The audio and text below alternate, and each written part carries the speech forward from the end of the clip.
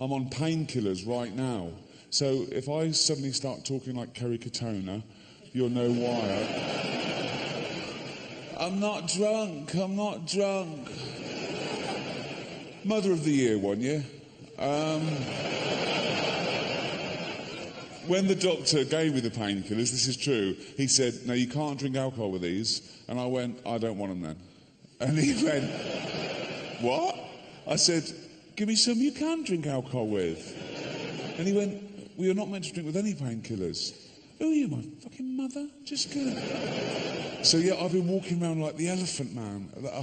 But without the big cock, obviously. I assume he had a big elephant's cock to go with the head, so I don't...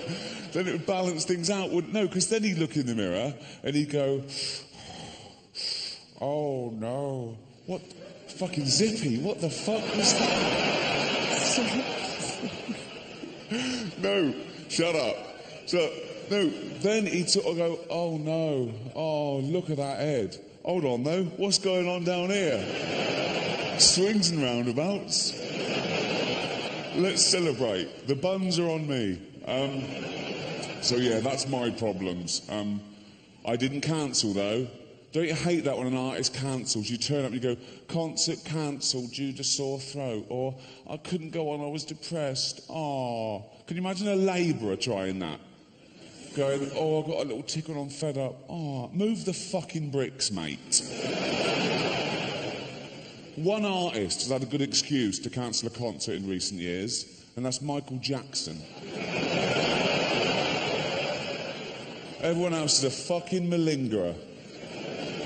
Never cancel. I had a gig in Dublin a couple of months back.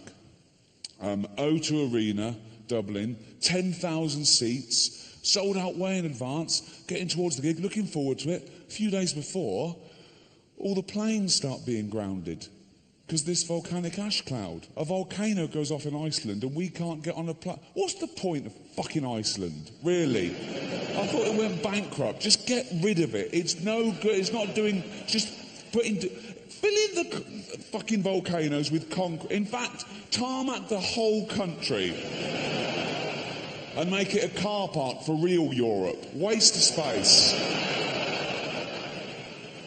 So yeah, and sort of like pop stars and that coming to England were cancelling. I couldn't get on. And I was thinking, I can't cancel. I've got to get there. So I hired a helicopter to and from Dublin. Cost me £12,000 just because I couldn't bear to let anyone down or take the ferry.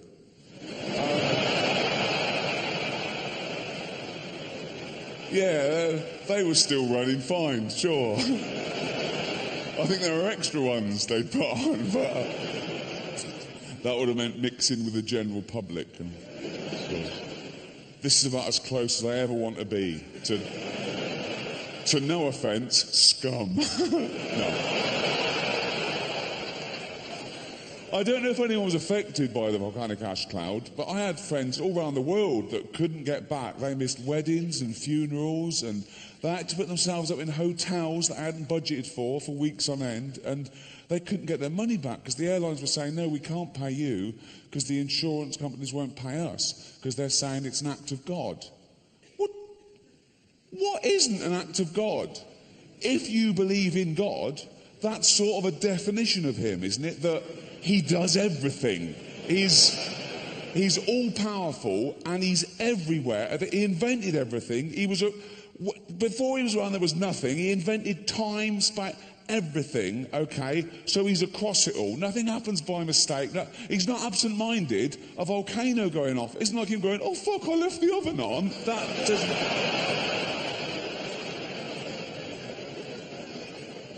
And who are these insurance companies that know what is and isn't an act of God? How do they decide? Have they got a hotline to God? They call God up, do they? And go, ring, ring.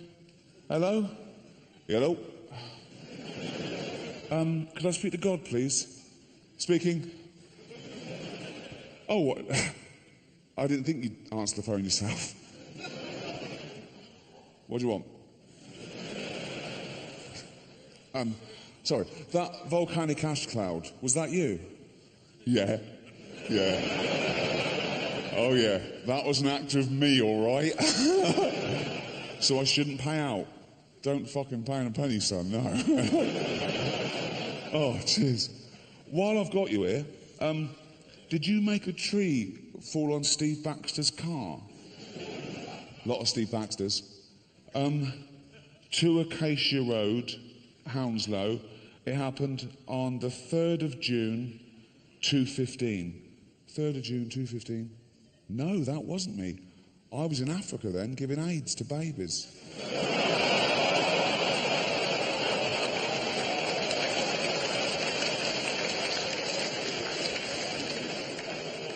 He does everything.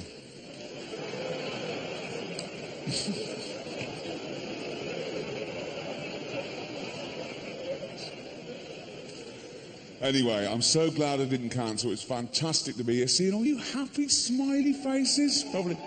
Yes, thank you. You're probably feeling very fortunate that you managed to get a ticket to see a living legend. Or am I... I'm not being funny, but you lucky cunts. Yes, you are. I'm joking, of course. The pleasure is all mine. Thank you so much for coming out, spending your hard-earned cash. I know there's been a recession on. Someone told me. Is it still going? I don't know. It really didn't affect me. Just being honest. We can laugh about it now. Come on.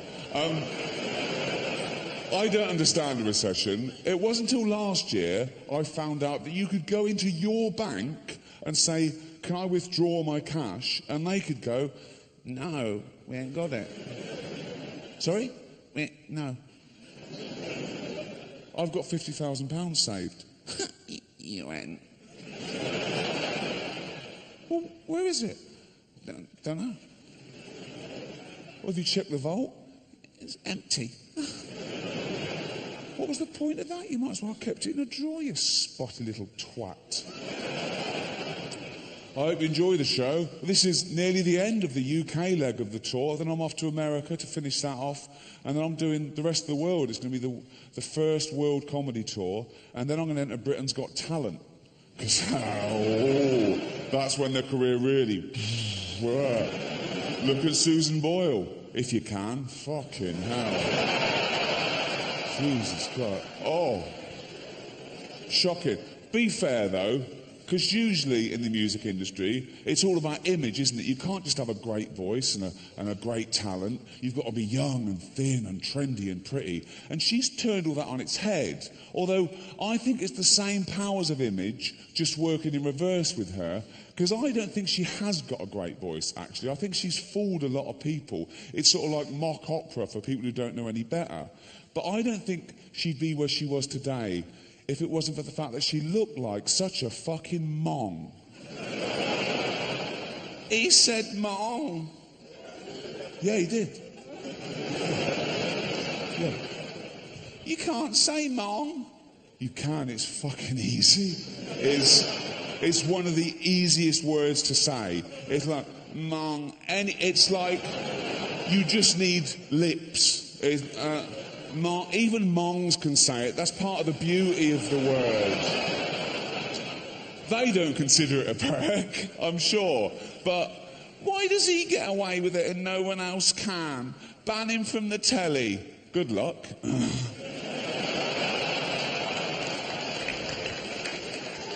And even if they do ban me from the telly, I'll just go around and shout mong through their window. I care about it that much. It's just words, and there is no better word to describe Susan Boyle. When she first came on the telly, right? When she first came on the telly, I went, is that a mong? You all did. And you're meant to. Like the judges hadn't planned that, didn't they? They knew her in rehearsal. They knew that was going to happen. They knew the headline was going to be, oh, voice of an angel, face of a mong. And they were right, and we all fell for it, you know. And I don't mean she has Down syndrome, by the way. No, that would be offensive. That word doesn't mean that anymore. It's far removed from that. We don't use that word to describe that condition. What about the derivation? Never mind the derivation. Words change. When I came here tonight, I called you all cunts, remember? That used to be an insult, but now it's a term of endearment. So, words change. Okay, let's get on with it. No one wants to be here all night. Now listen. You can have too much of a good thing, like heroin. What? Although too much heroin is death, basically. What's up with him? Too much. Was it good? It was lovely, but just too much. That's the thing, kids. Try anything once, sure, try it. But know this about heroin. You go, oh, go on, I'll have one. I'll have one heroin. Go on. That's right. Oh, just have the one. Oh, that's just... Oh, that's fucking lovely. That. Give us some, I can't just have one. They're like hobnobs. That's...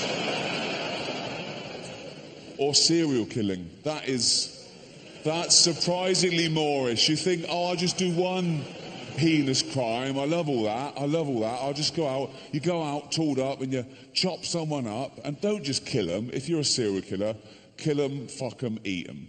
Right? In that order. At least have a thing. Do you know what I mean? I don't want to see you on telly in 10 years' time going, oh, why'd you do it? Oh, Ricky Gervais told me to try heroin and be a serial killer. Oh, what did you do? I just killed him. Well, you didn't fuck him and eat him. No, get out of my fucking courtroom. So, and you go, right, I've done that. Get rid of all the body parts. Well, not all of them. Keep a bit for later. What? Oh, wow, Jesus Christ. Oh, maybe you shouldn't mix alcohol with painkillers. Right? It just seemed like a waste, right? And you get home and you go, right, I've done that. I'll never have to do that again. Before you know it, you're back down B&Q with a brand new claw hammer going, oh, fuck me. Here we go again. So just be warned. Okay, let's get on with it. The show is quite long, but not as long as when I saw Ken Dodd at the Open Air Theatre in Regent's Park. And I left after 2.5 hours during the interval, okay? He did 5 hours. I mean, he was 75 then. 5 hours of stand-up comedy. I can't even fucking stand up for 5 hours these days. And he bounced out. I mean, I went along somewhat ironically, but he is a legend. We got there, and I went along with a girlfriend, and we were the youngest by about 30 years, I think. Everyone else was like in their 70s, and they must follow Doddy around, and they knew they were in it for the long haul. They'd come in cagoules and pack lunches, right? And I don't know if you've been to the Open Air Theatre in Regent's Park, but it's like this, but without a roof, obviously.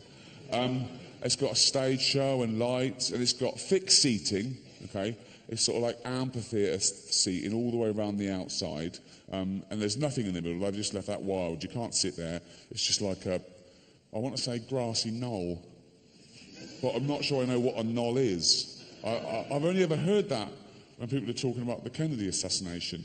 I assume it's a hillock, but I didn't want to say hillock when a president's had his brain shot out because it's vaguely comical, isn't it? You go, the president's been shot. Oh, well, from where? A hillock? Of what? So they say knoll. And they go, oh, so you go, oh, no, who shot him? And what the fuck's a knoll? It adds to the mystery. Anyway, so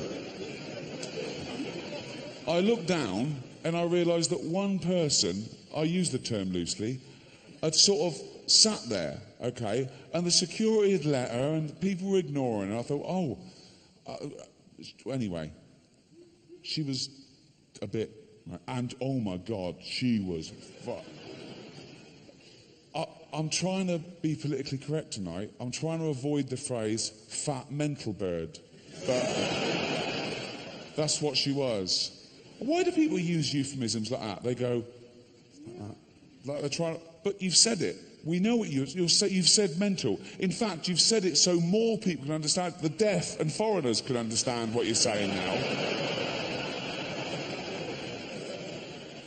And they don't want to say fat anymore. They use euphemisms for fat. They don't want to say fat because it's a derogatory term. It's not. It's descriptive. okay? They say things like, oh, you know Brenda? No? You know Brenda.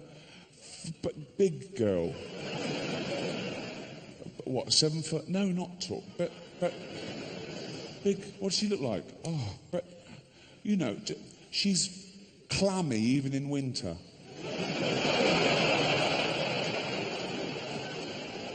Just say fat. You know Brenda. She's out of breath just standing up at her desk. I've been accused in the past of having a go at fat people. I've never had a go at fat people.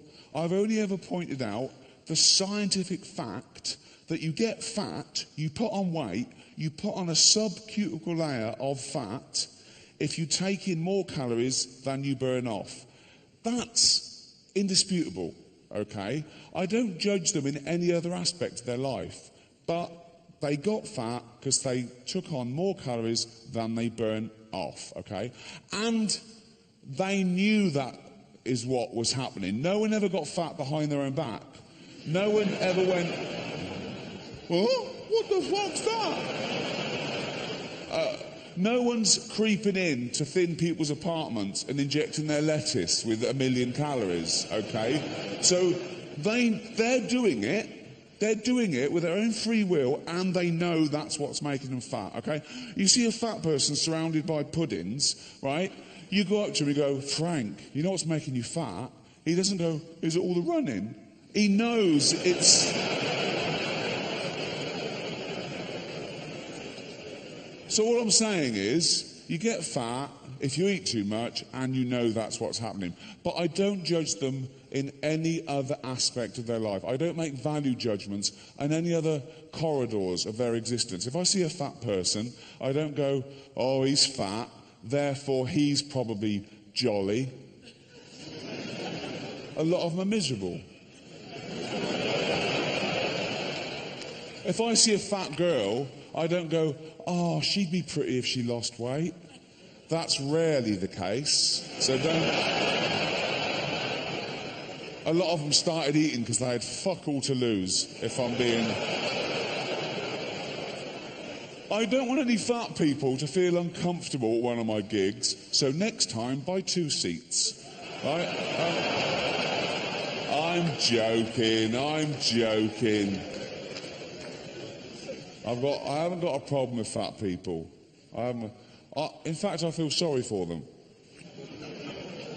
No, even though it is their own fault, and it is their own fault, I feel sorry for them, particularly women, because I think fat is a feminist issue. Men get fat and we go, fuck it, all bought and paid for, right? We don't come under the same scrutiny of society as women because they're inundated with how they should look. This size 0 models and magazines with look like this and this diet, that diet, keep your man. And I think they make such an effort. You see fat girls, they make an effort. They've always got lovely hair, aren't they? They're always having their hair done. They've always got lovely hair and lovely long nails. They make an effort. Anything but jogging. Right? They love high heels, don't they? Fat girls, they love high heels. They think it makes their legs look less. It doesn't. You can just hear them coming now. Not on the lino. Up and down the lawn. It's good for it. Go on. There you go. But I'm not having a go. I was listening to Radio 4 the other day, and there was a discussion about political correctness. My name came up straight away, as always, okay? And this woman was going, well, yeah, it's not right. You know, it's not clever. He makes fun of fat people. He makes jokes about fat people. And it's not right. I mean, he wouldn't make jokes about gay people, would he? And being fat is like being gay. What? No, it's not. You can't choose your sexuality. We've established you choose to be fat by eating it, right, okay? But with your sexuality, you're born, you grow up, you discover you like same-sex relationships, you move to Brighton, and that's it. You're gay. With being fat, you have to work...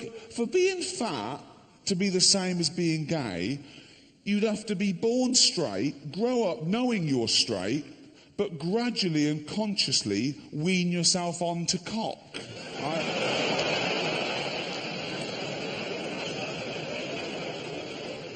Do you know what? It doesn't happen. Happy 16th birthday, son. This is Raoul, right? Suck his cock. I'm heterosexual father. Oh, with his newfangled words. Suck his cock. Come on. I don't like cock. Doesn't like cock. How do you know if you've never tried it? Well, suck his cock. Come on. Oh, suck Raoul's cock for your father. He's paid for it. Go on, suck. I don't like... Just try it. Just suck a little bit of cock. Right. Just try... Oh, he's bloody playing with his cock. Put it in your mouth. Put it in your mouth. Come on, suck it, you bastard. Suck it. Oh, it's not so bad, is it? I fucking love these. When that happens, being fat will be like being gay. Until then, it's hent. I was on a plane going from New York to LA this year, and they've got proper fat people in America. Oh, really? They put ours to shame. Really. You see one and you think, oh, it's a fat person. I've seen that. We got them in England. Yeah, big fat face. Big... What the fuck are they? It's like they've gone, I've got as fat as I possibly can. We need to get an extension. We need to... What the fuck? Some of them have got shelves. Actually got shelves. Like, they keep biscuits on them. Like, oh, fucking...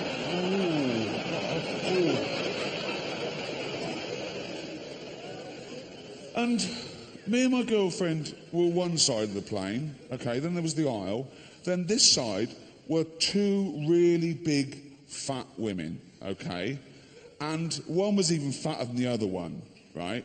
In fact, she got on and she went, just blasé, quite loudly, she went, can I have a belt extension?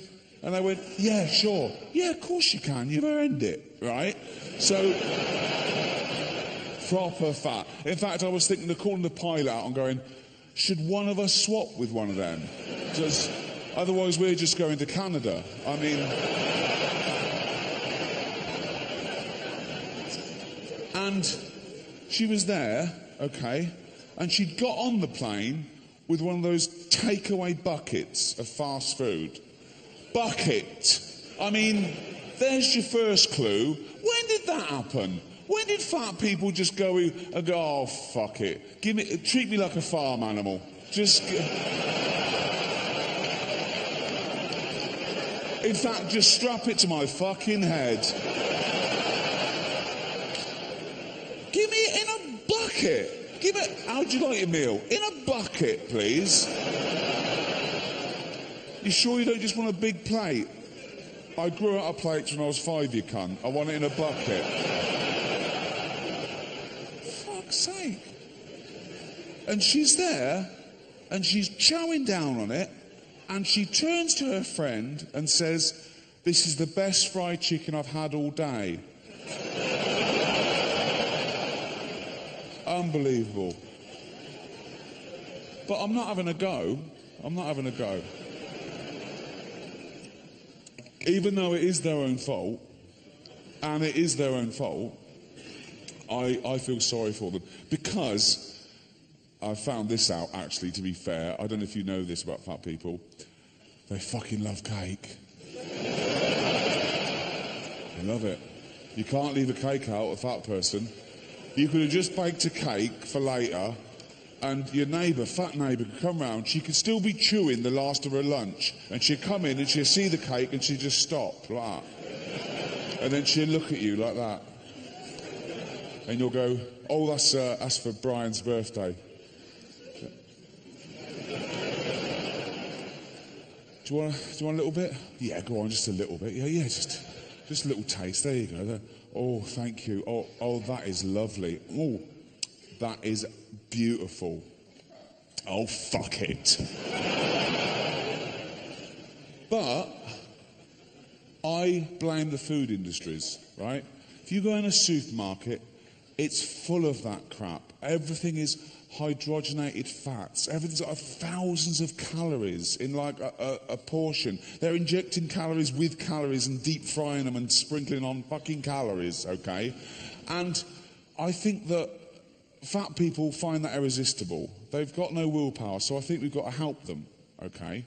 And also, have you seen how big the doors are to get into a supermarket? They're quadruple. No one gets too big to get through the door of a supermarket, okay? So, and they open automatically, so no one's using calories by pushing anything, okay? It's a good job they do open automatically, because they're usually glass, and the fat person's seen the cake from down there, and they just do like that, right? And they're grazing. They're grazing like that, right? Keep the door. Keep the big door. Come on, fat people. You can all get in. You can all get in. Here they come. I can hear them. Here they come. Right?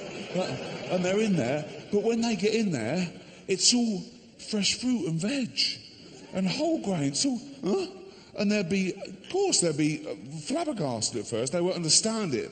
That's not real food to them. They think Brussels sprouts is packaging. They're looking. Where's the cake? The cakes are over there. Oh, the cakes are over here. The cakes are over here. Through a human-sized door. Oh. And they go, oh, fucking hell, I can't get in. I can't get the cake. They take their heels off. They're trying to hook some cake. Like, oh, God. Like that. And they don't know what to do. They're starving, so they have to go and eat a banana. They go, fuck me, carrot, other nuts, anything. Just try. And they're back and forth, and the fat's falling off them, right? And soon they can slip through the door and have a cake, and they can't get out again. But I'm saying we've got to do something. We've got to intervene, because we've got to help them. And people say, no, nothing to do with you. It's their body, it's their life. Yeah, but we don't say that about wearing a crash helmet or wearing a safety belt, do we? Or if you've got a smackhead in the family, you don't go, oh, it's his body, he loves the old heroin, right? You go, please don't die. Please stop this shit. And you grab him and you throw him in a cupboard for 3 weeks or whatever. You can't throw a fat person in a cupboard, you do your back in like me, but I'm saying, smackheads don't weigh anything, you can fling them around. They don't go. In fact, when they're lying there, they just get the needle and just flick, and they just sort of go in like that. Fat people, you've got to lure them in. Just a little trail of M&Ms, they'll follow that anywhere. See, I do care. Oh, God. Where was I? Oh yeah, Ken Dodd. Right. So, I'm at Ken Dodd. There's this big fat woman sitting there. And obviously security, I assume she must follow Dodd round, because everyone's turning a blind eye, right? Even Dodd's ignoring. She's 20 yards from him, right? And she's, oh my God, I've got to use one of his words. She's blobular, okay? She's about 45, 50 stone. No, she's about 20 stone, and she sat there cross-legged eating a packed lunch, okay? She's this like big white greying sort of t-shirt, and and wearing leggings. No, don't wear leggings if you're that shape, okay? It looked like someone had painted the bottom of an egg black, right? And she'd made no effort. She had lank, greasy hair, and she'd eaten her nails, I think. I'll tell you what she looked like. This might not mean anything to you, but they're the bane of my life. She looked like an autograph hunter. Now, these people are the epsilon minors of society. Even train spotters look down on autograph hunters. They've all got this haircut, right? Everything is tucked in.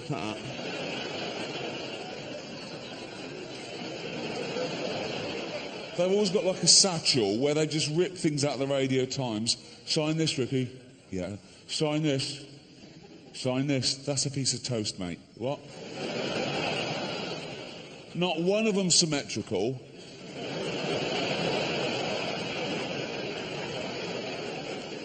I mean, they're a mess. I don't mean their clothes. I mean their fucking DNA. It's just...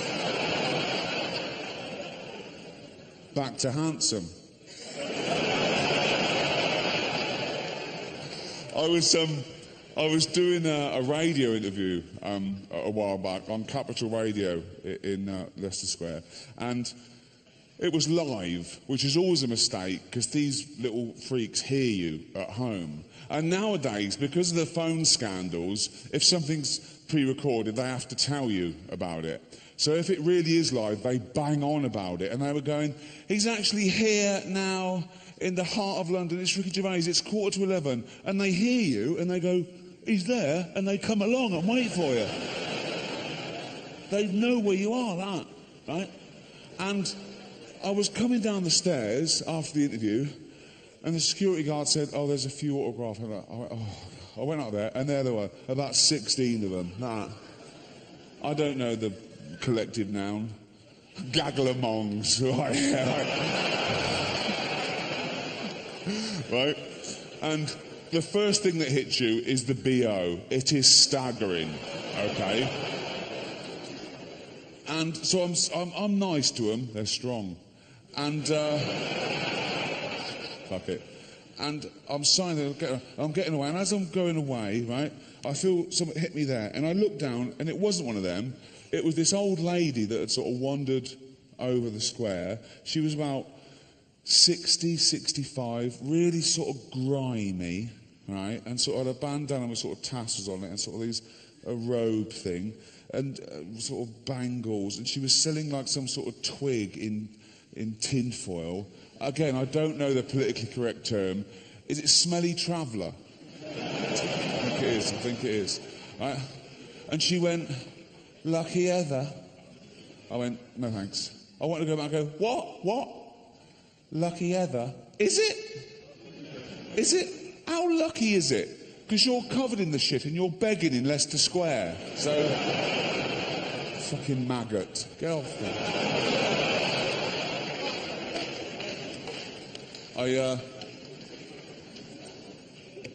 Ken Dodd, sorry, right, so, Ken Dodd, me, hundreds of old people, okay, Ken Dodd, home, you're monstrous, right?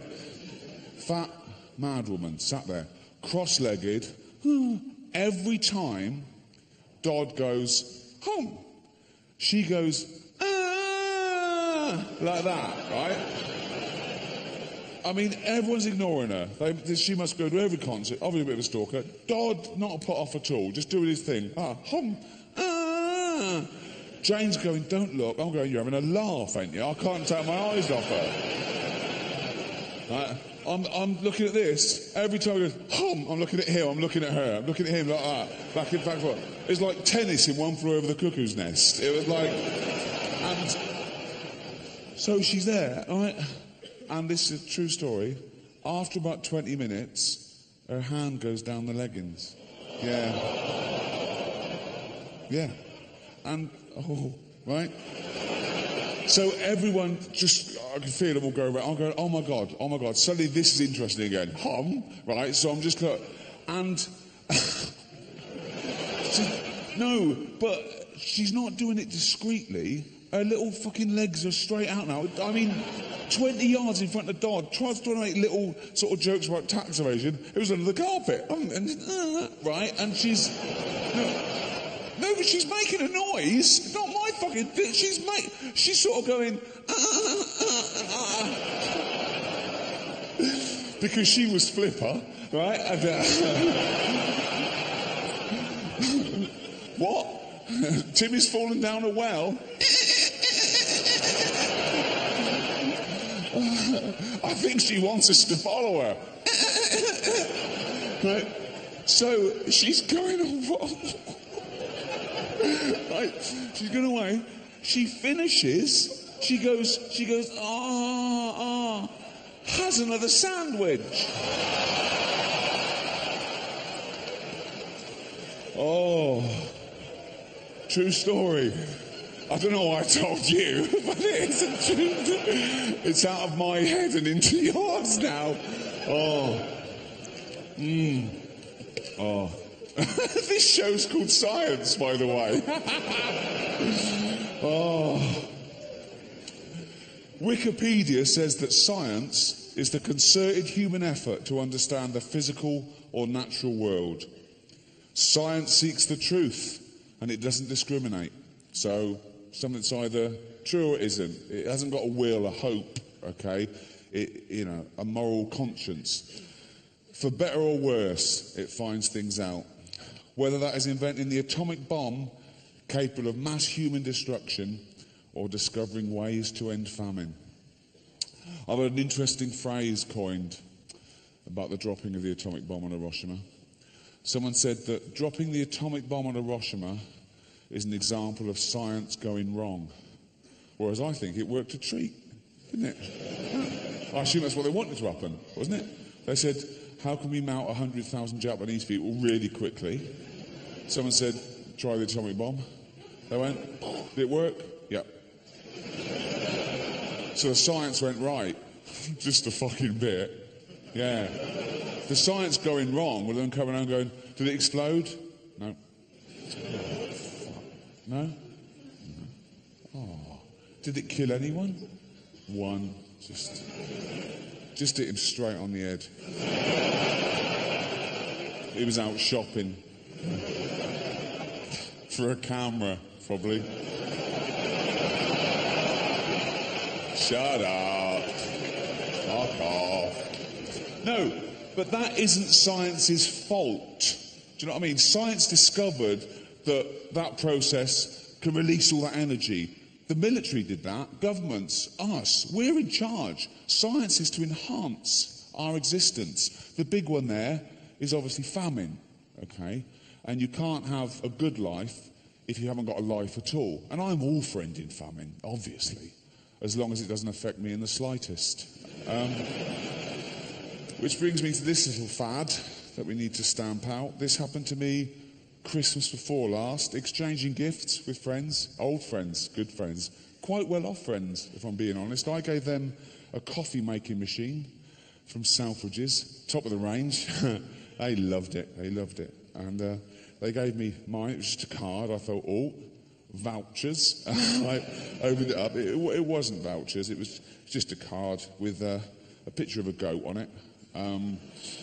And some stuff about... And I said, what's this? They went, our gift to you is we gave a goat to an African family. What?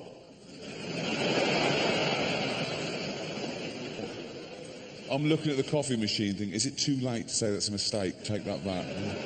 That had it under their arm, right? So I went, what is it? I went, we bought you a goat and we gave it to an African family. Oh, did you? Oh. So I've got fuck all, basically. That is basically what you're saying, isn't it? I mean, I don't even know this African family. Why would I give them a goat? Why would I give them my goat? A goat I didn't know I had till a minute ago. Give me my fucking goat. Where's my goat? I mean, the arrogance. So I got you a goat, but I gave it away. Next year I'm going to go, I got you a hedgehog, but I threw it to some gypsies on the way. Is that all right? This serves no purpose. This is good for no one. They're 50 quid down. I've got nothing, okay? The African family's going, not another mouth to feed, right? The goat is going, where the fuck am I? What the fuck? A week ago I was gambling around the Cotswolds. There was grass and tourists with nuts and shit. This is a fucking dust bowl. This is shit. There's no way the goat wanted to go to Africa. There was no way. It was basically kidnapped. It was abducted. It was put in a sack and bundled on a boat to Africa, like Roots in reverse. There is no way that... When they said, do you want to go to Africa? It went, definitely, no way, no. Come on, why didn't you want to go to Africa? Lions! Come on, why didn't you want to go to Africa? AIDS! Well, that shouldn't affect you. It shouldn't.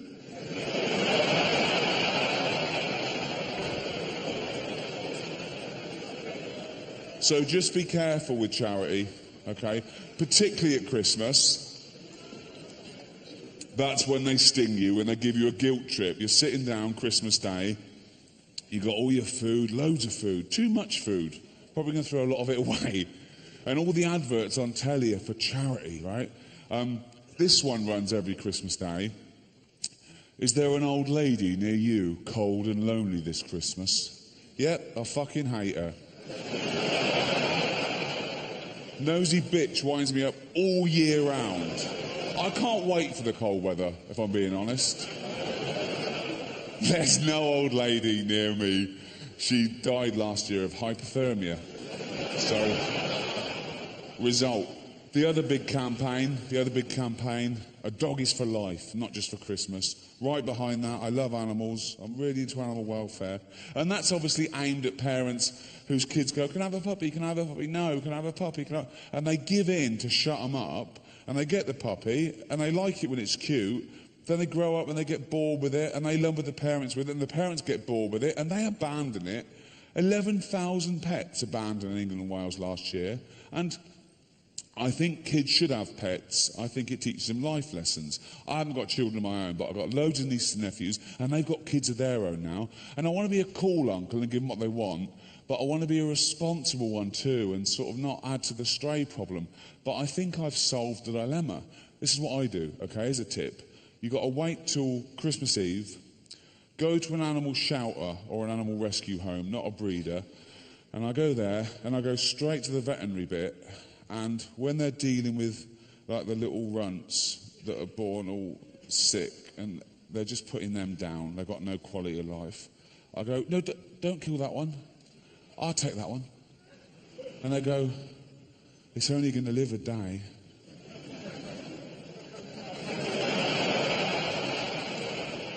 So I run home with it, going, don't die yet. Get a Starbucks, a little bit of Starbucks. Don't die yet, don't die.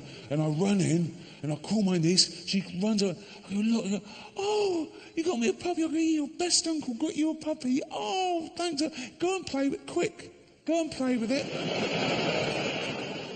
And they take it to bed Christmas Eve, and they sleep with it, and they wake up Christmas Day. It's cold, dead, stiff, gone. So, not a problem.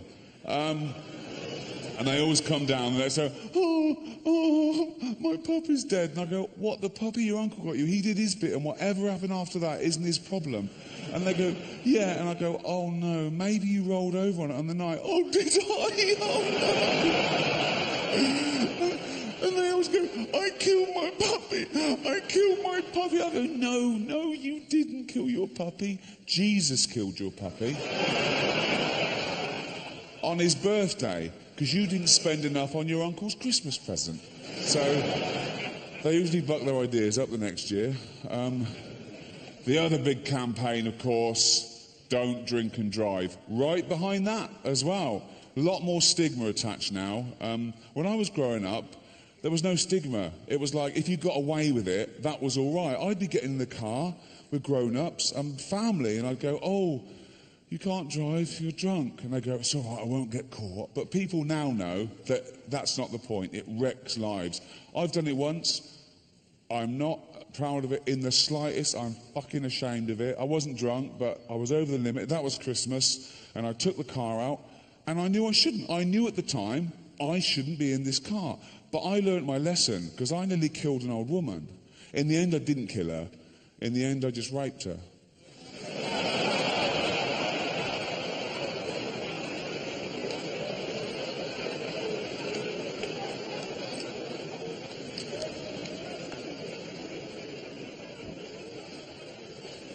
But as I say, nothing came of it. Because luckily, 1,000 to 1 shot, I know, she had Alzheimer's. Yeah, not a credible witness. I'll tell you what, spiders, they're always ready, aren't they? Spiders, always ready for action. A spider is always ready, like that. Completely ready, all the time. I mean, some animals are sometimes ready. You scare a cat, it'll go, ooh, like that, okay? Then it goes back to chilled. They're most of the time, they're just on their side, aren't they, cats? Cats are just chill out, like that, head down. all four limbs stretched out in one direction. You will never see a spider like that. You will never see a spider just lying on the floor with its head down like that and all 8 legs just out like that. What the fuck? They're always ready like that. And they're always ready in every direction, like the fucking Matrix. They don't have to go, what was that? They don't have to do it. They've got fucking 10 eyes and 8 legs, over the top. They're even ready when you don't think they're ready. You can see an empty web. And you go, that spider's not ready. No? Touch the web. What? Touch the web. And it's there. I fucking hate them. 37,000 different species of spider. 37,000 different species of spider. I mean, millions and billions of individual in each species, okay? And that's just one class, arachnid, of one phylum, Arthropoda, which there are many. There could be 5 million species of animal on the earth. Best guess, right? Minimum, scientists say. There's so many we can't, but 5 million. And that's 1% of all animal species that have ever existed. 99% of all animal species that ever existed are extinct. And that remaining 1% is 5 million strong. Take one of those species, termites. If you were to weigh every termite alive now, it would be 10 times the tonnage of every human being on Earth. And it's statistics like that that make me think that this book isn't totally accurate.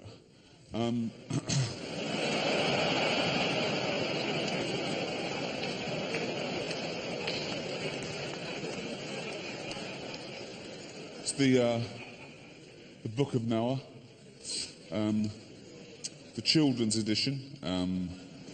I got this as a prize at Sunday school. I used to go every week. I believed in all this till I was about 8. This is when I was 4. St Agnes Sunday School, presented to Ricky Gervais, R-I-double-K-I, like a fucking mongoose. For regular attendance, not even for doing anything good, just for turning up. Oh, he's always here, give him some, he'll be back. Thank you. Let's have a look at the evidence. Long, long ago, when God first made the earth, I'll let both those points slip. We haven't got time. Okay. Long, long ago, I should just say, is 5,000 years, according to the Bible. According to the Old Testament, the earth is no older than 5,000 years, okay? Which puts us around the time of the agricultural revolution. It's actually 4.6 billion years old. Let's pop that in. 4.6 billion years ago, when God first made the earth and sky. All right, don't big it up. I mean, it comes as a package, really, doesn't it? You can. The sky was never an optional extra. It could be, I built you a planet. I can't breathe. Would you like an atmosphere? Of course I fucking would. So, everything was peaceful. Everything beautiful. God made human beings too. And he wanted them to be good like himself. Arrogant. Right. But very soon they wanted their own way. They would not listen to God. They became wicked and did wicked things. Look at them doing wicked things there. Look at that. You can't get more wicked than that. Really. Oh, fuck off, wicked. Really. Fuck off, wicked. God looking on. Yeah, carry on. See what happens. See what happens. Bloke there running off with a big bag of money. Don't put it in a bank, you cunt. God looked at them and said to himself, they are so wicked, I will have to wipe them off the face of the earth. Really? That's your only choice, is it? That's you. You'll have to. Straight to genocide.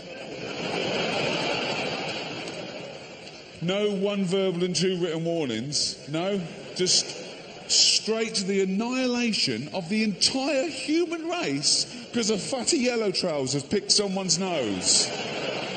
That's your solution, is it? I mean, anger management, chill the fuck out. I read this book to Carl Pilkington, right? Who, yeah, he is an absolute, yes, he is, man. Yeah. Head like a fucking orange, I know.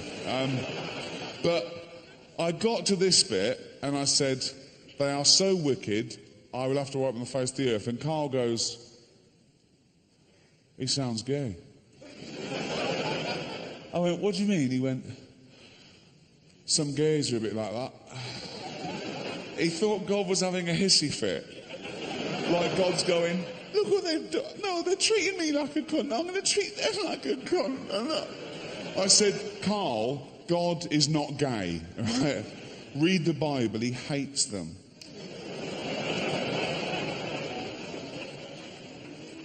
They are so wicked, I will have to wipe them on the face of the earth. And every living thing with them. What's the squid ever done?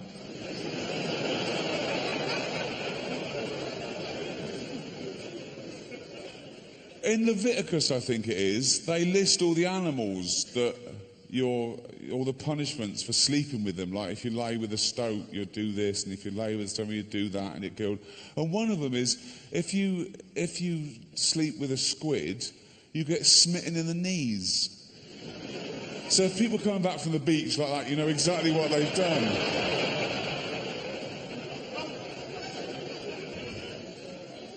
Anyway, God is not gay.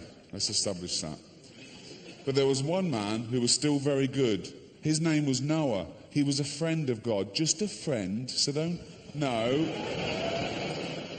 Just a friend. A friend with big hooped earrings.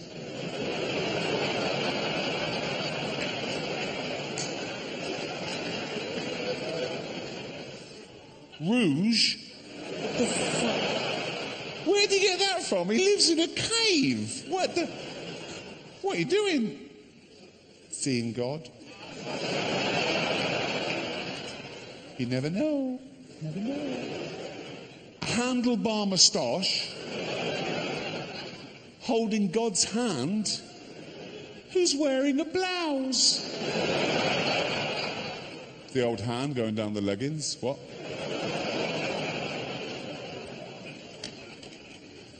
But God isn't gay. God said to Noah, I am so angry with men. You mean men and women?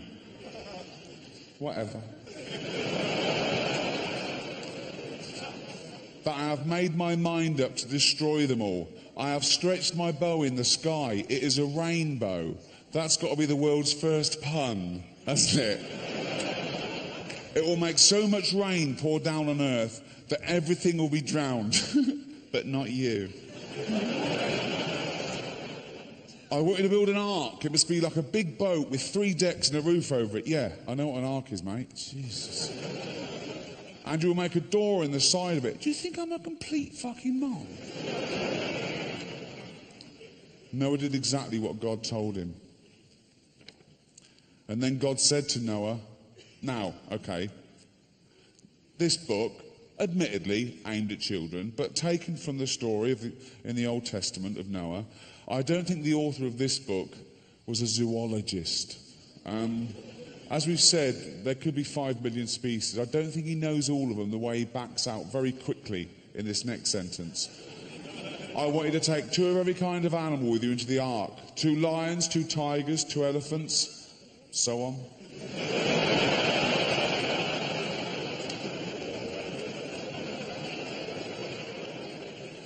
Look after them well and keep them alive. And Noah did what God said. Now, I want you to study that scenario. So, God is angry with mankind, okay? He's wiping them out and starting again with just Noah and his wife.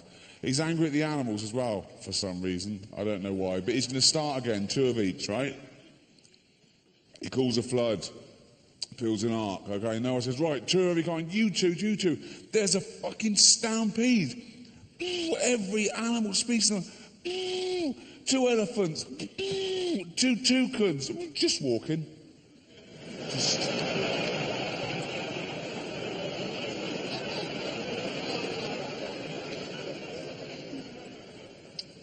Don't know what. I think this one's in charge. This one wants to fly, I think. He's going, we'd get there quicker if we flew. No. No? No. I could do this all night. No?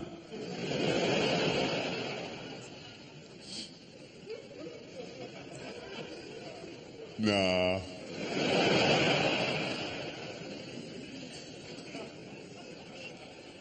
Sure? Yeah. I mean, we've got wings. We got feet too. Why don't you want to push in? Because that elephant's looking at me funny. Yeah, I am. You push in and I will stamp on you, you big-nosed twat. Whoa. Who are you calling big nose? What? Whoa. Pot kettle? What does that mean? Pot kettle? Pot calling kettle black? What the fuck are you doing? Oh, forget it. I can't forget it. I'm a fucking elephant.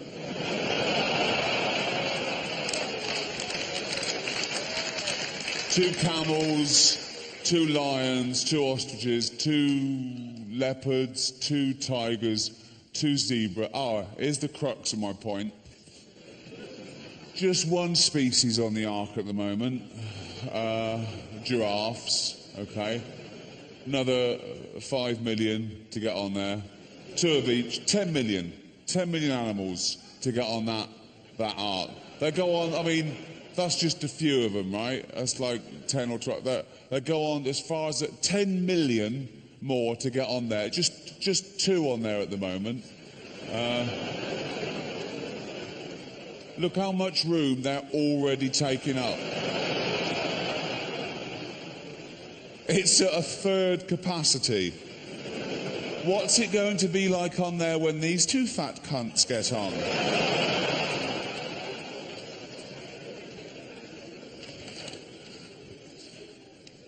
Then God bent the bow of his anger, and the rain came flooding down, covering the earth with water. It rained for 40 days and nights. The flood water rose higher and higher until it covered the tops of the highest mountains. Every living thing was drowned except Noah and the animals in the ark. And the fish. They were fine, weren't they? In fact, all the sea creatures, I mean, they were loving it. They were better off, if anything. Mountains underwater, their domains had increased like tenfold. You got crabs going, I'm on a fucking mountain, this is amazing. I've never been up here before, it's great. I think that when you see on the news, when a little village in Gloucester gets flooded or something, and it's really sad, people lost their homes and they're sort of traipsing around or in dinghies, carrying their pets, and it's tragic, right? But you see like a little row of antique shops just completely underwater, and I always think of a fish just looking in the window of that antique shop for the first time, right?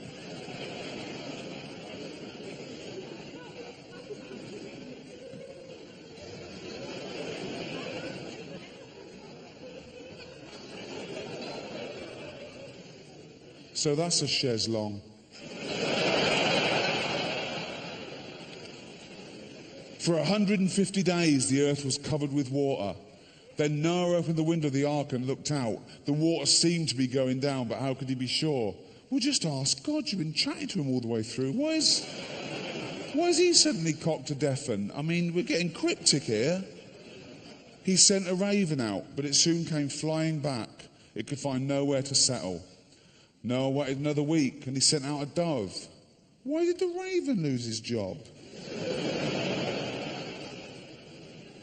But the dove came back too. See, the raven wasn't bullshitting. There was still no dry land anywhere. But one day the dove flew out. Why did the dove get another go and not the raven?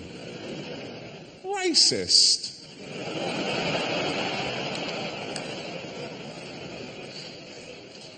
But one day the dove flew out and brought back a green olive branch, and Noah knew that God was no longer angry. Then God told Noah to let the animals out of the ark. They must once more fill the earth with living things. The first thing Noah did was to build an altar. He offered a sacrifice to God to thank him for saving them. And God said, I will make a pact of friendship with you. I will never again send a flood to destroy the earth. The rainbow, which I put in the sky, will no longer be a sign of my anger, but a sign of peace. It will be a sign of my friendship with men. That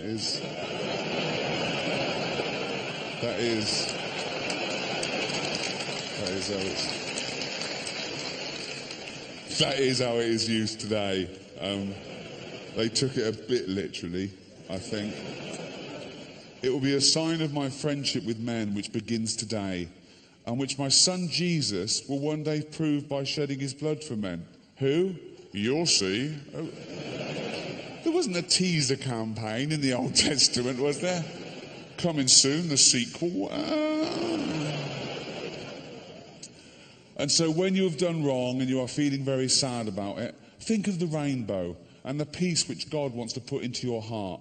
He has promised to be your friend, promised to be his. And that's just one of 12 in the Dove book series. I've only got one, number 9, Noah. But I think my favourite would be number 8, just from the title, Jesus and the cripple. We don't use that word anymore, Jesus. I'm writing number 13, Moses and the Mong. I read that whole book to Carl, and he believed every word. Why wouldn't he? It's written down. And I said, but Carl, how could they get 10 million animals on a boat? He went, so it was a big boat. I said, yeah, no, that's true, they did. I said, but they're all part of the food chain. They would have literally had to have eaten each other to survive. Why didn't the lion eat the antelope? Why didn't the spider eat the fly? And Carl said, because in a crisis you all pull together. Amazing. It's amazing. I'd love to do a book of his quotes.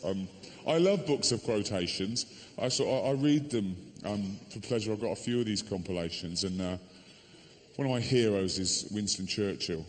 And when I read Give Us the Tools and We Will Finish the Job, I thought, how inspiring. And when I read Never in the Field of Human Conflict was so much owed by so many to so few, I thought, how patriotic. And when I read It is a Good Thing for an Uneducated Man to Read Books of Quotations, I thought, you cheeky fat git. People say that Oscar Wilde is the greatest genius that's ever lived. Let's test that. Here's one of his. All women become like their mothers. That is their tragedy. No man does. That is his. That sounds a bit gay to me. Just, I don't know. Give it another go, isn't it one? I couldn't help it. I can resist everything except temptation. That sounds gay as well. I want to start that with an ooh. I want to go, oh, I couldn't help it. You know? And I want to end it with, I can resist everything except temptation. Chance to be a fine thing. Do you know what I mean? And when he went through customs all those years ago in New York, and the customs officer, just doing his job, said, have you anything to declare? Oscar Wilde famously said, nothing but my genius. It's not witty. He planned that. I bet the first time we went through customs in a foreign country, he was all, yes, sir, no, sir. Anything to declare? No. On you go. Thank. Oh, I just thought of something fucking brilliant to say.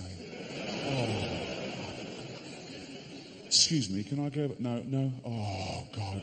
He had to wait weeks in those days, back on a boat to England, planning it. Anything to declare? Nothing but my genius. I'll be in a book of quotations, won't I? So he gets there again, finds the same bloke, Goes on, look, goes, on you go. Oh, didn't even fucking ask me that time.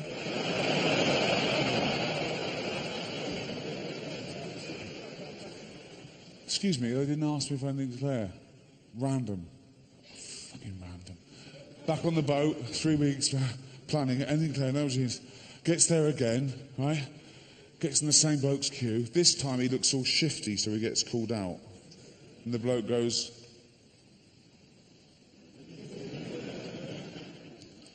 did you buy anything? That's not the question. Just say, have you anything to declare? Have you anything to declare? Nothing but my genius. Who's the butt plugs? They're mine.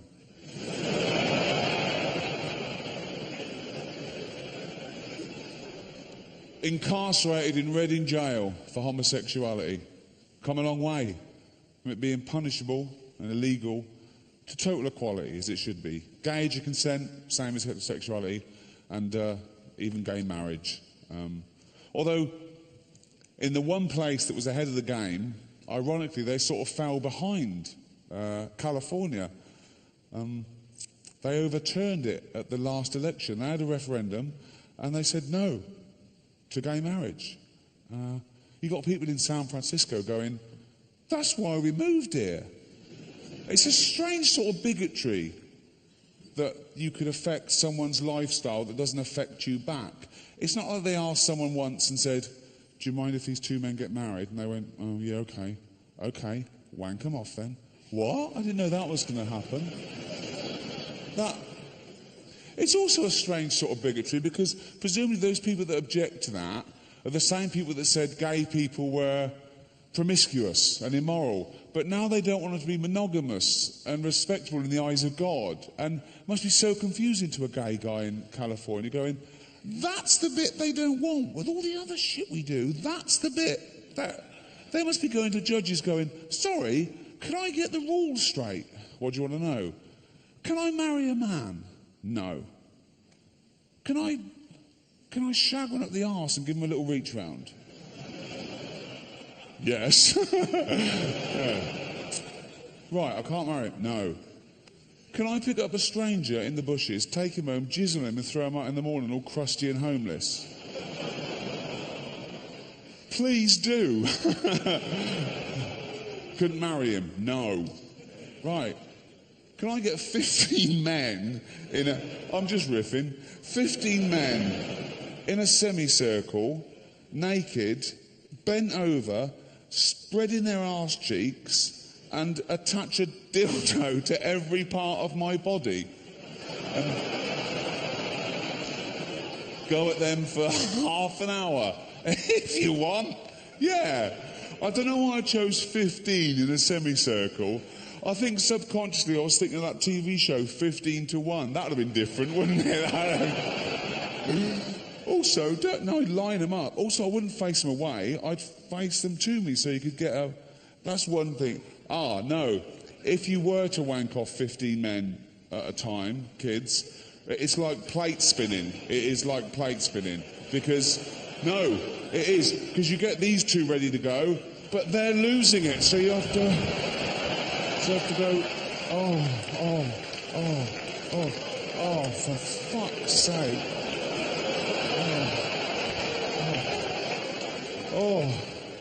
Ain't it knackering wanking off 15 men at once? Never thought I'd say that. Again? What?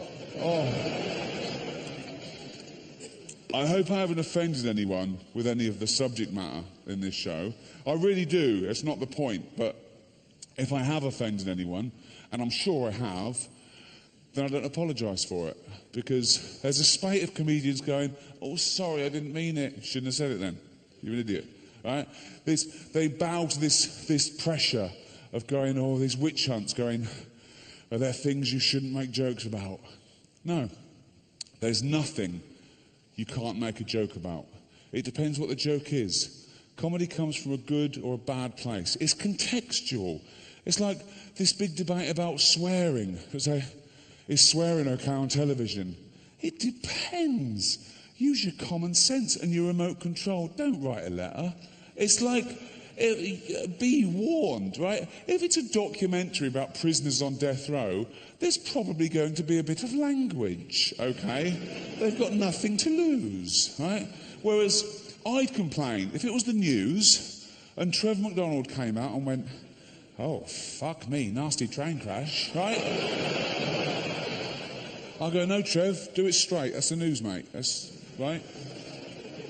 If I was watching Antiques Roadshow and Michael Aspel was there with a sweet old 90-year-old man, and he went, well, Albert, this ring your dead wife left you is worth fuck all, and she's made you look a right cunt on telly.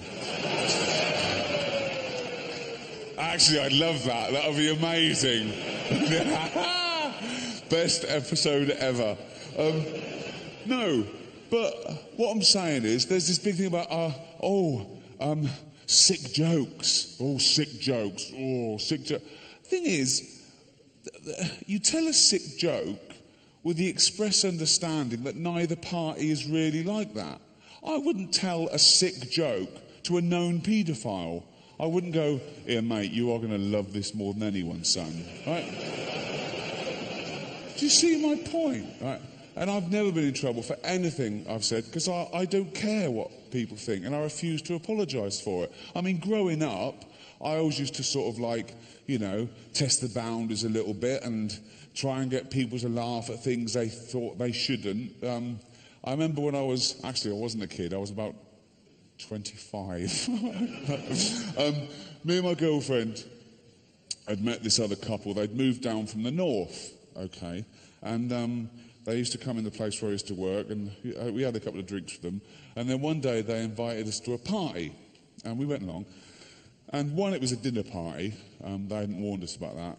But two, it was with their parents, both sets of parents, their grandparents, and some great aunts and uncles that had come down from the north to see how they were getting on. So average age of about 85, right? And I think we were an afterthought. They thought, oh, we got no one there our own age. Oh, what, Ricky and Jane, invite them. So I came along. And we're still sort of getting to know them. And as I say, I always just do, muck around and make up jokes and see if I could, us Brits, we use humour all the time. Two Brits meet and it's the first one to get a gag out, okay? Whether it's irony, satire, silliness, we use it as a sword and a shield and a medicine, but mostly as a getting to know you. Are you like-minded? Okay? So I told this joke. I started off lightly, in case they didn't like that sort of thing. I said, why did the little girl fall off the swing? Because she had no arms. Yeah, right? Okay, sweet. And they laughed. A little bit louder than that. There was only two of them, so thanks, right? So I thought, okay, they get it. They like that sort of thing. And, you up the ante a little bit. And I told this joke. Oh, okay. Let me have a little drink. Start the car? Right. I told this joke. I made sure the old people couldn't hear. Right. Father, sitting at home, reading the paper. His little girl comes running in. She's only 6. Hello, dear. Hello, Daddy. What have you been doing then? I'm playing in the park. Oh, with your friends? Yeah, until the man came along. Until the man came along? Yeah, a man came along and he asked my friends to leave, so it was just me and him. Darling, come over here. Come on, darling. Whatever happened, none of it was your fault, okay? But tell Daddy every detail. What happened, darling? What happened? He took me behind a wall so no one could see what we were doing. Oh, God, darling. And then what happened? He took my dress off. Oh, God, darling. What happened then? What happened then? He took his thing out. Oh, God. What happened then, darling? Nothing, that was it. Oh, we'll make something up.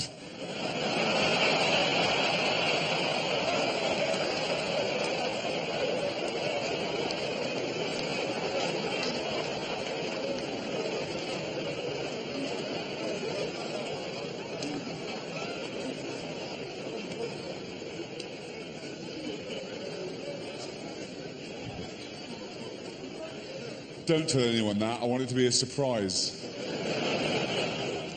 So I told that joke, and I carried on. We're getting a bit drunk, and I'm telling more jokes. Eventually, we sat down about 9:45. They put two sort of kitchen tables together, and the host sat at either end, and they sat me in the middle, opposite this very sweet but very deaf sort of 80-year-old man. So the conversation was a bit stilted. And after about 20 minutes, Ian, one of the hosts, pipes up and says, "Oh, tell that joke." What?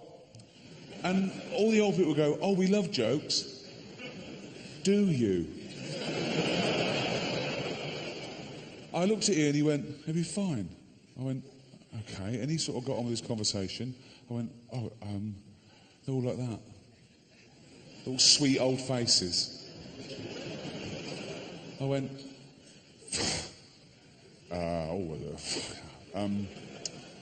father, sitting at home reading the paper, his little girl comes back, told the whole joke, got to the bit, "We'll make something up." And they went, silence. I looked at Ian, he went, "Not that one." Thanks very much, you've been fantastic. Good night. Cheers.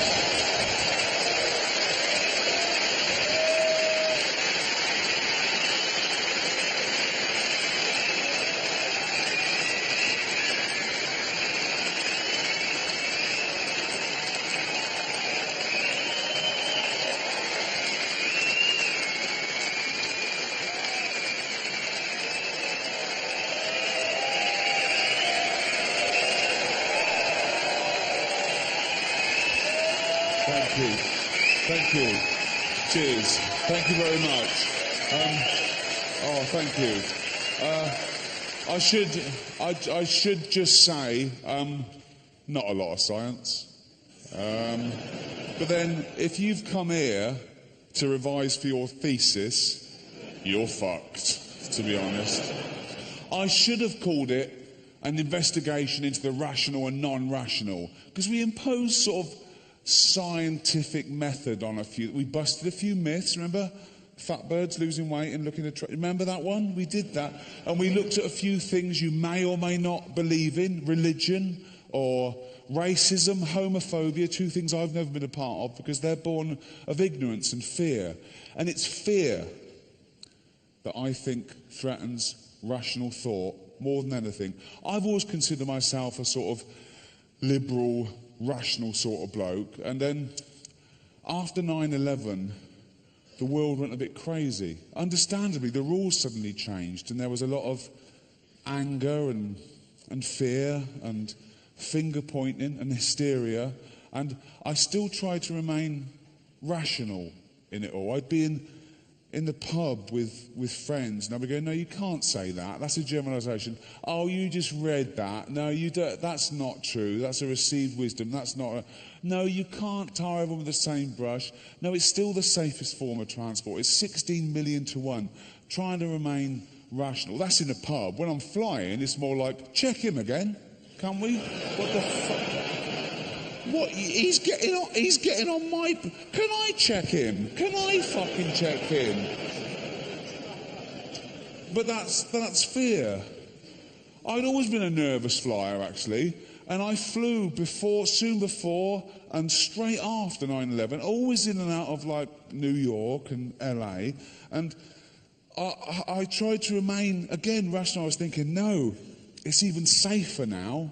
It's even safer now. It's hard to get... And then I found out that a suicide bomber doesn't have to get on the plane now. They don't even have to commit suicide. Now they've got heat-seeking missiles that can take the plane out in the first 10 minutes of takeoff. So now I'd be on the plane like that. Right, we're out of range. Now who's got the bomb, right? I flew a couple of weeks after 9/11, and it was an internal flight from New York to LA.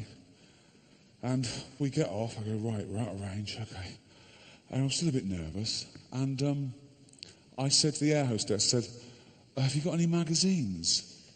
And she went, quite loud and blasé, she went, no, honey, we've got no magazines. We've had to undertake severe cutbacks because we're one of the companies being sued over 9/11. One, don't mention 9/11. Surely a new rule book went round. don't mention 9/11 when you hand out the chocolates. Just, you know. 2, don't say severe cutbacks. Because I don't think of magazines anymore. When you say severe cutbacks, I think of a bloke in an aircraft hangar earlier that week going, do we really need all these rivets? So, what terrible bedside manner that is. I mean, I take first-class flights everywhere. You wouldn't have it any other way. I sort of do it for you, really. And some of those flights cost 10 grand. And for 10 grand, in a disaster, I expect my bit of the plane at the front to gently break off and float down to a desert island. It doesn't. I'd die with the rest of you fucking losers. That's not fair, is it? I know you tried to save me, but you couldn't. I'll probably be the only one mentioned on the news. You'd be 450 others, so that's something, I suppose, isn't it? No, so, I'm flying all the time, right? And then it happened, okay? I was flying back from New York, 9:25, BA, first class, to London, JFK. The whole week in America, leading up to that flight, on every channel on TV, there was a rolling ticker tape that said America on red alert, okay? And every bulletin said, we have an intel that there's going to be another 9/11 this weekend in New York or LA. Do not fly unless you absolutely have to. I had to, I was filming. And if you fly, be extra vigilant. Okay, so I'm there. I'm the only one in the first class lounge, right? And I'm still trying to remain philosophical about it. I'm thinking, right, today's the day you definitely don't try and get a bomb on the plane. Do you know what I mean? You think, no, everyone's, wait till Monday, right? And I'm there, and about 15 minutes before boarding, into the first class lounge comes this guy. I don't know whether he was North African or Middle Eastern, but he had all the gear and beard, everything. Steel attaché case, okay? Here's your middle-class, rational liberal. I go,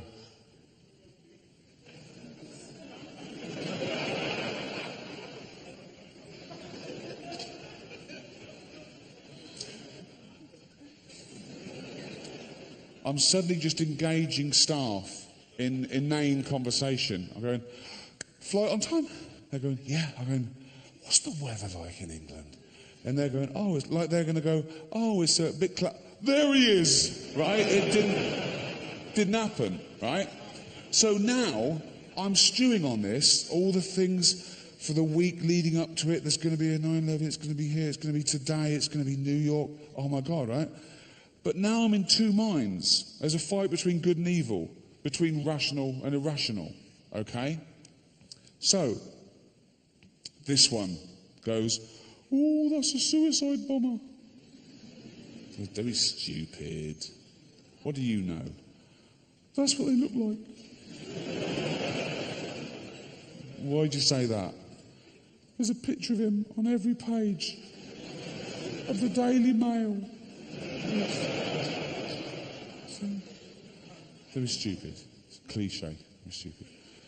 Then he makes a phone call. I can't understand what he's saying, but he sounds a bit angry, right? This one goes, oh, we made a phone call. This one goes, you just made a phone call. Yeah, but not in foreign. Shut up, stupid. Oh, why do you think that? Look at the beard. He's been checked. He's been checked the same as us. Do they check the beard? Yeah, they check the beard. They check the beard, okay? And then I'm sort of, it's all going ahead, and I'm sort of looking at him absent-mindedly, sort of staring at him. And he catches me looking, and he goes like this. This one goes, oh, he knows. This one goes, no, he knows why you're looking at him. He's had that sort of prejudice, that shit for fucking months. Stop looking at him, shut the fuck up, right? But this one starts winning. The fear starts beating the rational, okay? So it's going, well, I said it would be today. Yeah, I know, but what? But the statistics, well, they're up today, aren't they? They're up. Yeah, but don't give it won't happen to us. They said that on 9/11. Yeah, but what about all the checks? Well, they find new ways of getting past our detection. Then we have to up our game, and that's how. Yeah, you're right. So suddenly, now we're one there, and I think, oh my God, this is it. And you get a wave of nausea when you suddenly go, oh my God, this is it. I'm one of the people that have witnessed.